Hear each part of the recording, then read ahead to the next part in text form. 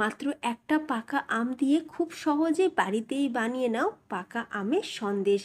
এইভাবে বাড়িতে পাকা আমের সন্দেশ বানিয়ে নিলে আর মিষ্টির দোকানে যেতে হবে না।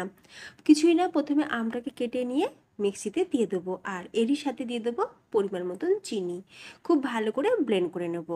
অন্যদিকে ফ্রাই প্যানের মধ্যে নিয়ে নিয়েছি জল ঝরানো ছানা, তারপর সেটাকে ভালো করে হাত দিয়ে মেখে নিয়ে দিয়ে দেবো মিল্ক পাউডার আর সেই আমের পাল্প। এরই সাথে দিয়ে দিচ্ছি ঘি।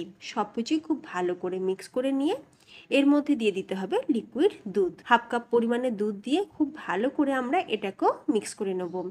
এরপর আমরা এটাকে গ্যাসেতে বসিয়ে ক্রমাগত নাড়তে থাকবো। অনবরত নাড়তে হবে। যখন দেখবে চিনির জলটা শুকিয়ে যাবে আর দুধটাও পুরো একদম শুকিয়ে যাবে, তখন গ্যাসের ফ্লেমটাকে অফ করে দেবো। এবার এই সন্দেশের টেস্ট আরও বাড়ানোর জন্য আমি ভেতরে দিয়ে দেবো আমসত্ত্ব। প্রথমে এখানে হাফ সন্দেশটাকে একটা প্লেটের মধ্যে নিয়ে নিলাম, তারপরে একটা স্প্যাচুলা দিয়ে সুন্দর করে সেট করে নিলাম। এর ওপর থেকে আমসত্ত্বর টুকরোগুলোকে কেটে বসিয়ে দেবো, দিয়ে বাকি যে হাফ সন্দেশটা রেখেছিলাম সেটাকে ওপর থেকে কভার করে দেবো।